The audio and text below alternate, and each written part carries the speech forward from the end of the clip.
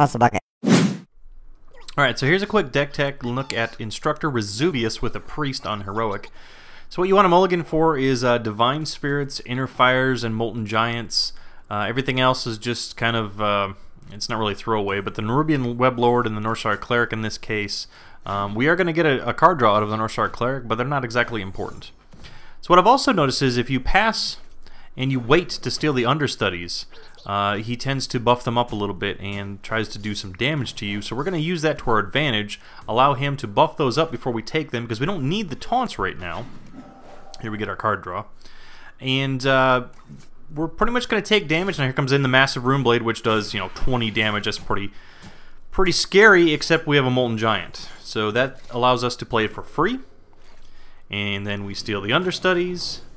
And we have pretty much a good way of winning at this point. It's all downhill from here. Now I did put 2 Acidic Swampoos in the deck to try to mitigate some of the damage from the Runeblade if necessary. In this case it didn't work. So all we're doing here is just kind of setting up for the kill, if you will. We got our Inner Fires, we've got our Divine Spirits, so we're going to use that Understudy to our advantage. We're going to buff it up quite heavily, and that 8/8 is really nice for clearing. Now there comes the Acidic Swampoos, of course a little too late, but whatever. That's pretty much the fight in a nutshell.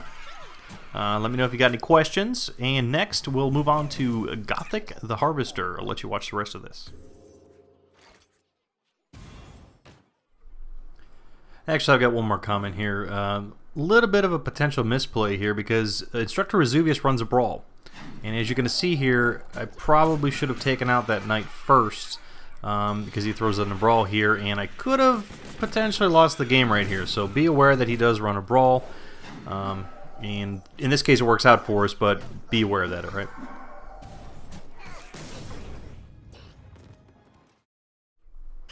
Alright, so Gothic the Harvester is probably the hardest fight you're going to have playing Priest anyway.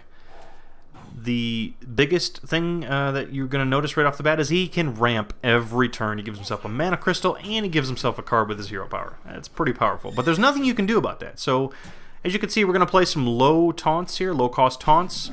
The lower the cost, the higher the health, the better off, because he's got a ton of removal. So we're just going to have to mitigate as much damage as possible till we get our feet out from under us. Or put our feet back under us.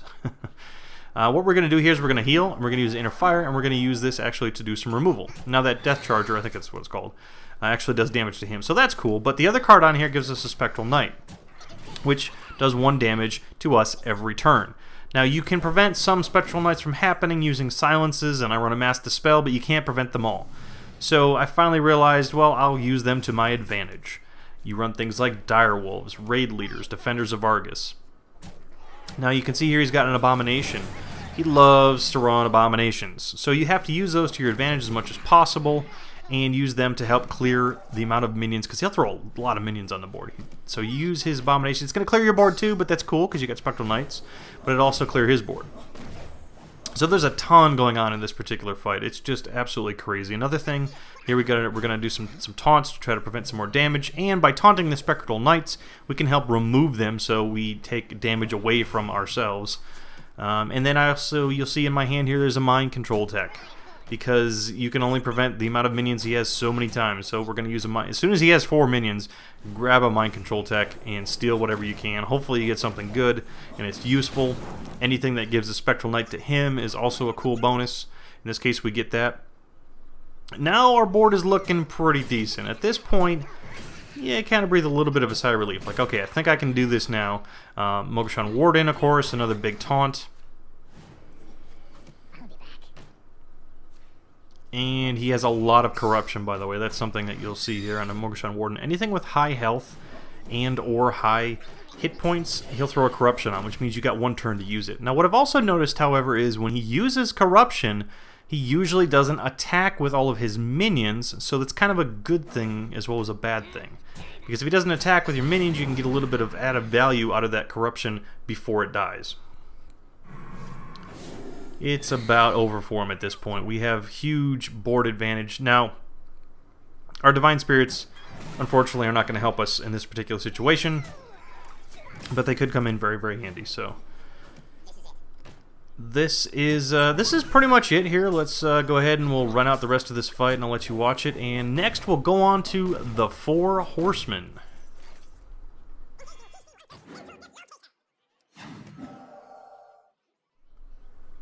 And of course I forgot to mention one more thing. The fight isn't exactly over yet. I mean, we have the advantage, but he's got a lot of health and he's not dead yet. At this point, what I'm looking for is essentially I'm going to fatigue him because he's going to continue drawing cards every turn regardless. You think he'd stop, right? Cards do damage after a while. But we're going to use that card drawing mechanic that he has, which is a huge advantage for him in the beginning, to help kill him in the end. Now, I'm also going to kill him with the Divine Spirits, as you can see. I was able to use both of those on Mokshan Warden, and I am going to get an Inner Fire here eventually. But it's almost too late because I've managed to prevent enough damage and allow him to draw all of his cards to where he's going to start fatiguing himself. So that's the other thing you're going to see here in the end. And with that being said, I think that's about the last comment I have until we get over to the 4 Horsemen.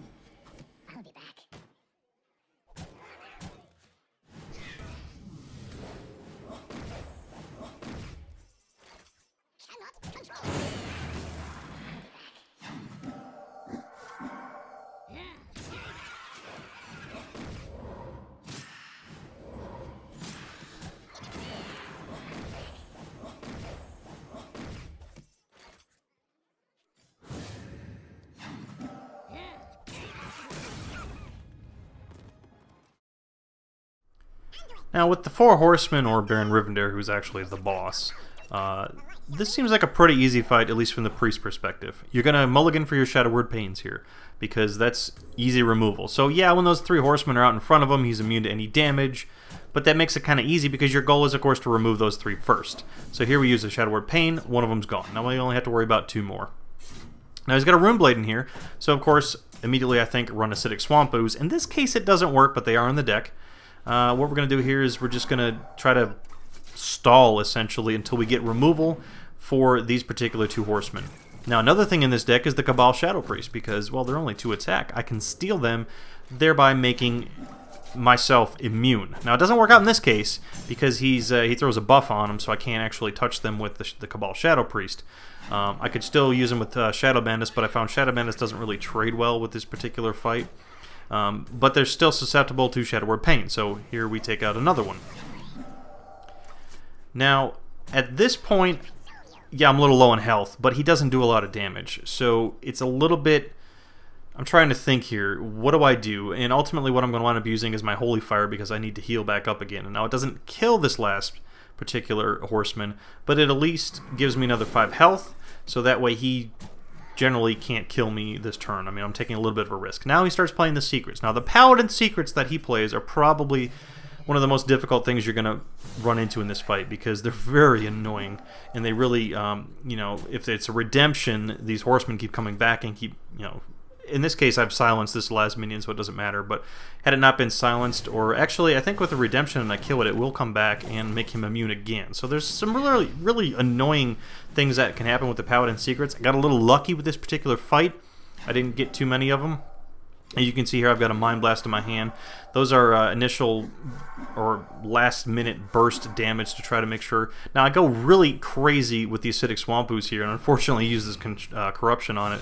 And then he dispels it, which is odd, and then he used Consecrate, which again was odd, but of course all that was for naught. But I've pretty much got him here. I just have to draw into enough cards to do direct damage, and as you'll see here, he doesn't do much to affect the board at this point for the rest of the fight, really. So just watch it in its entirety. Thanks for watching the videos. Post in the comments below if you got any comments, and let me know what you think. Thanks for watching. Enjoy the rest of the fight, and I will see you next time.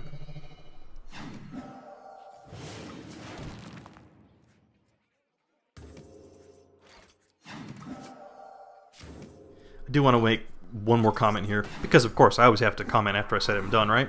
The Cabal Shadow Priest, you notice I played 2 of them here, and you may think that there's some misplays, but you notice that no matter what I do, whether I silenced it and then buffed it, or I left it alone, he was able to remove both of them, because really he's got so many mechanics for removal that the Cabal Shadow Priest was really just a stall.